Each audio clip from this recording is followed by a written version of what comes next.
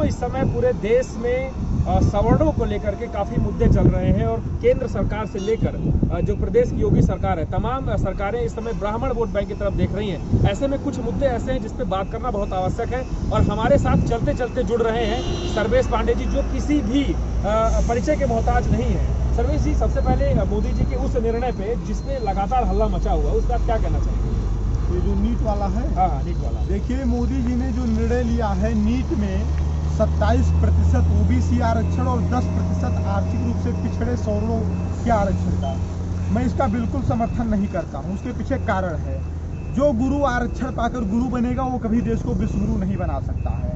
आप बात करते हैं कि आप स्वास्थ्य सुविधाओं में, स्वास्थ्य व्यवस्था में इटली का सामना करेंगे, अमेरिका का सामना करेंगे, तो क्या रिजर्वेशन बढ़ा बढ़ा करके सामना करेंगे? दूसरी बात, ये 27% जो ओबीसी आरक्षण है, इससे सवर्णों का बहुत बड़ा नुकसान हुआ है। जो सामान्य वर्ग के बच्चे थे, देखिए, जो जनरल सीटें होती हैं वो किसी जात के लिए आरक्षित नहीं होती हैं। अगर योग्य दलित है, अगर योग्य पिछड़ा है, तो उन सीटों पर कब्जा कर सकता है, वो किसी भी जात का हो। तो फिर उन सीटों को आरक्षित करने का क्या मतलब है?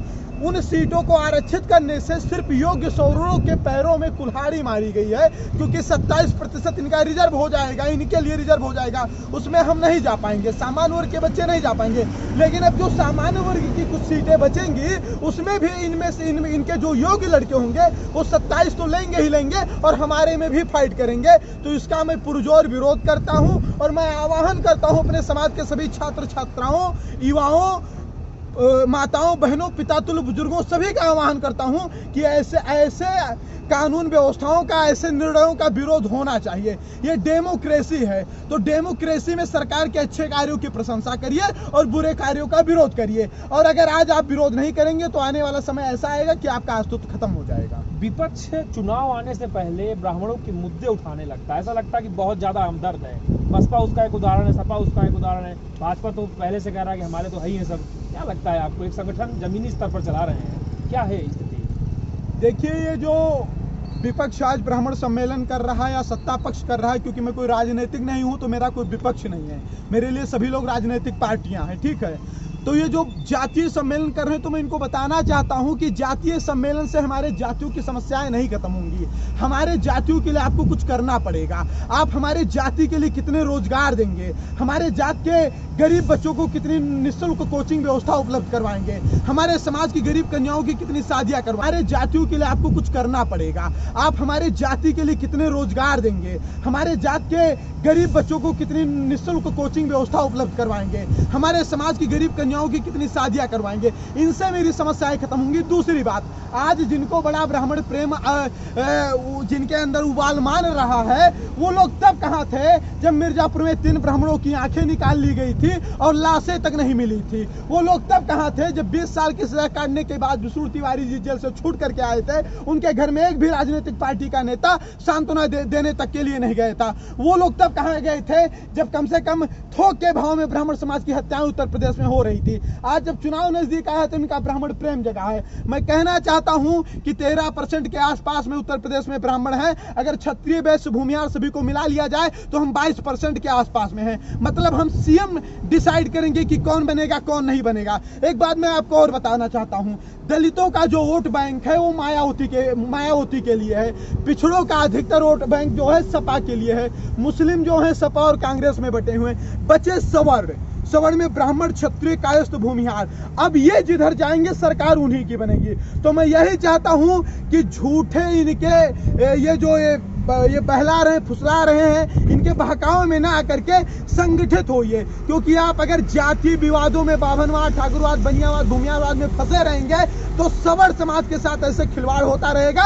और नरेंद्र मोदी जी जैसे लोग कभी SC/ST एक्ट पर सुप्रीम कोर्ट का फैसला पलटेंगे तो कभी जाकर के नीट में 27% ओबीसी आरक्षण लागू करवा देंगे। क्योंकि लोग जैसे जब सुप्रीम कोर्ट पर फैसला पलटा गया SC/ST एक्ट पर तो बताया गया कि बड़ा प्रेशर था, लोग सड़कों पर उतरे थे, अग्नि कर रहे थे।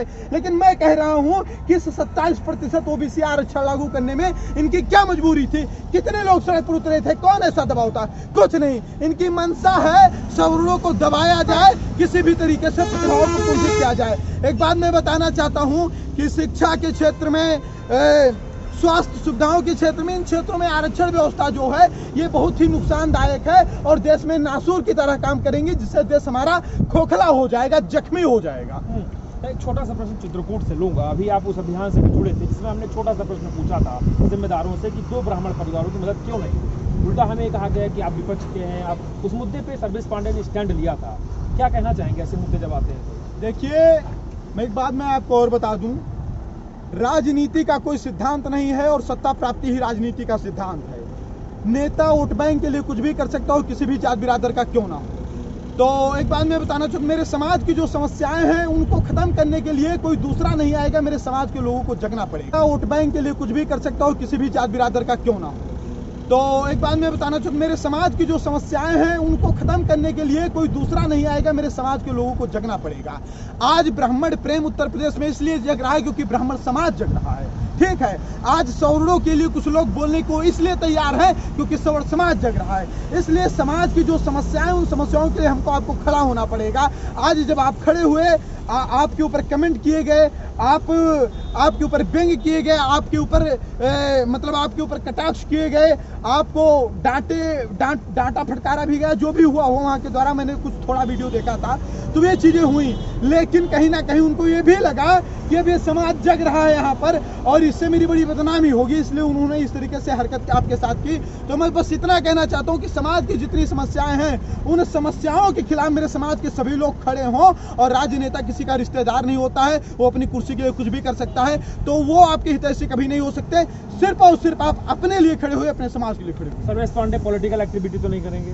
देखिए भैया, एक बात मैं आपको और बता दूं, ये जो राजनीतिक एक्टिविटी की आप बात कर रहे हैं, अगर ये करना होता तो मैं भी जय भीम के नारे लगा रहा होता, मैं भी कहीं दलित और मुस्लिम वोट बैंक के लिए सभी को प्रसन्न कर रहा होता। इससे मेरा कोई लेना देना नहीं है। मेरा धर्म, मेरा कर्म जो भी है, मेरा समाज है। मेरे समाज, राजनीति करने वो लोग आते हैं जिनके पास बहुत पैसा होता, हो सकता है वो निवेश करना चाहते, चलिए राजनीति में करते हैं। हम लोग ग्राउंड से उठे हैं, हम लोग फावड़ा खेत में चला करके उठे हैं, हम खेत का मेड़ बांध करके उठे हैं। हम जो बोरिया के मतलब जो एक बोरा होता है, आप जानते होंगे, उसके द्वारा जो बस्ता बनता है उसको टांग करके स्कूल में पढ़ने जाने वाले लोग हैं। इन समस्याओं को झेल करके सौड़ होने के नाते आगे बढ़े हैं, तो उनसे कोई मतलब नहीं है। मुझे मेरे समाज का अधिकार चाहिए, उसके लिए कुछ भी करना पड़ेगा, मैं करने को तैयार हूँ। तो सर्वेश पांडे थे जो जमीन से जुड़कर अपने जो सवर्ण भाई हैं, जो सवर्ण परिवार हैं, उनके लिए काम कर रहे हैं लगातार। उनका कहना यह है कि जमीन से उठे हैं तो जमीन में ही काम होगा, इसके अलावा कोई भी पैतराव नहीं आजमाएंगे। ग्राउंड जीरो से अनुज अहमद की रिपोर्ट।